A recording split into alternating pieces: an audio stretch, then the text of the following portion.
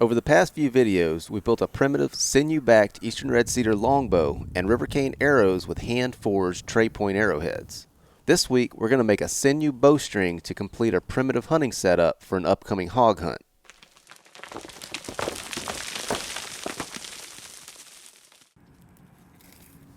I'm making this string with back sinew, which I find to be much easier to process and work with than leg sinew. Plus, it's much easier to get longer strips, which will make the process go a lot faster.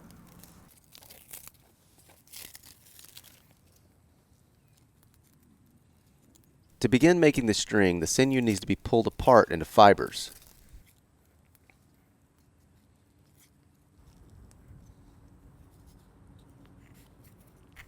When you've got a good pile of fibers separated, any remaining membrane should be scraped away, as it does nothing to strengthen the string and only makes it bulky.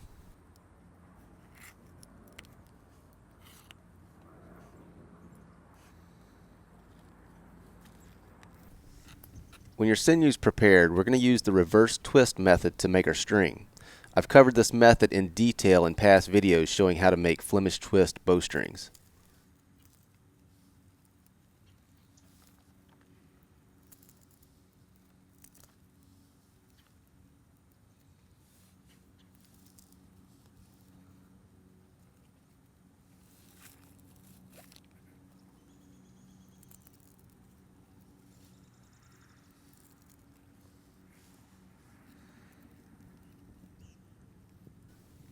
When you first start, the string is going to look very bulky compared to a modern bowstring.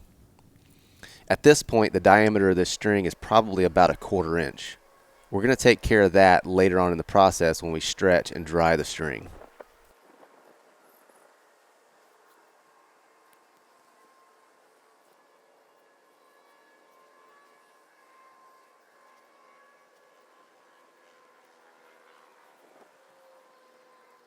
When you've got one end twisted up, go ahead and tie a knot in that and start on the main body of the string.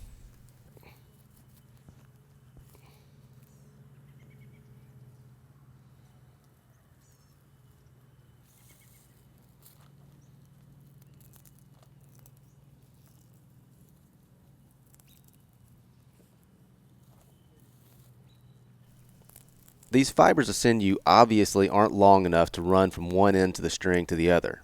So when one of your two bundles begins to taper out, simply splice in another piece of sinew. This will both maintain the diameter of the bundles and extend them, enabling us to make a long string out of short materials. It's in this splicing to maintain a constant string diameter that the art of primitive string making lay.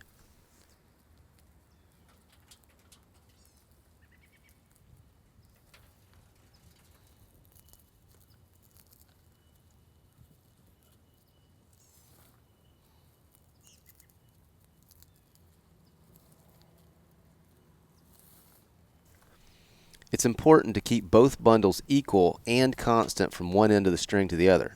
After all, a string is only going to be as strong as its thinnest part.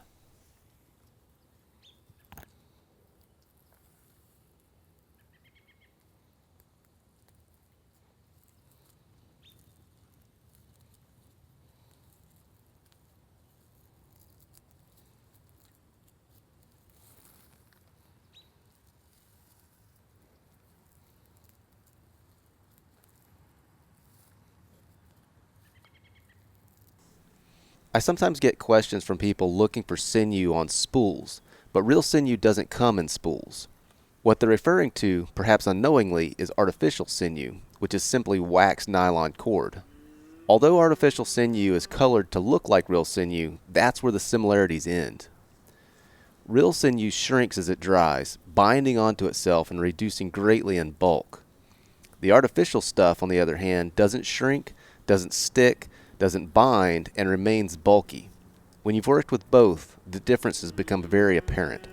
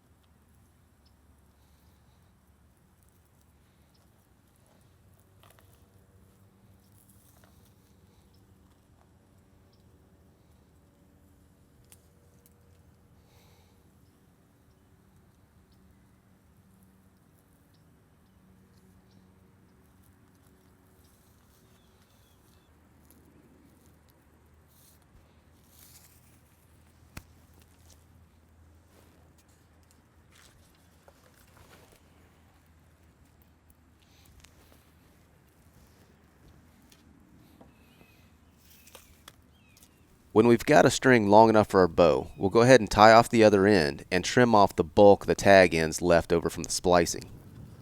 You don't have to get everything here, just the majority. The remainder will be trimmed off after the string is stretched and dried.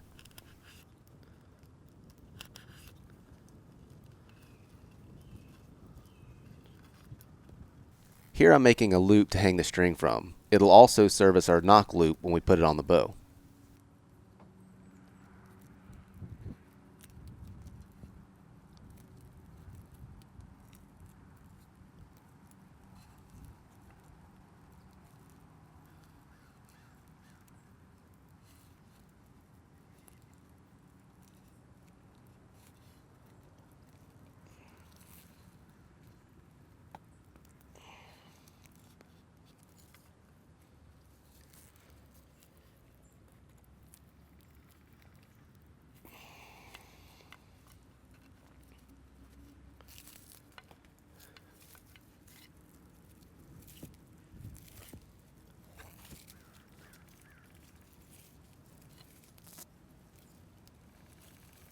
Now just soak the string in hide glue until it is completely saturated.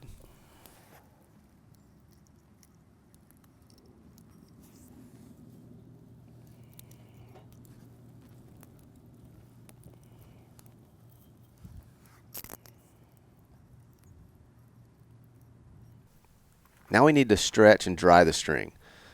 A bucket of water or a heavy stone works well for this.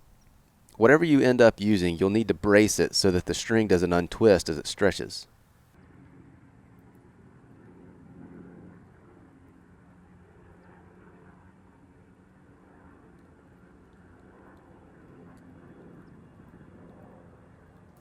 As the string stretches and dries, the diameter will reduce by about half. This one ended up being a little over 1/8 of an inch, which, if made well, is plenty for the 45-pound bow that it's made for. Once it's dry, fingernail clippers are useful for trimming off any tag ends.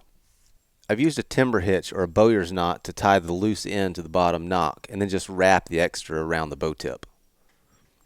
Now that we've got our primitive gear all made, I hope you're subscribed to the channel so that you can see it in action when we go hog hunting later this winter.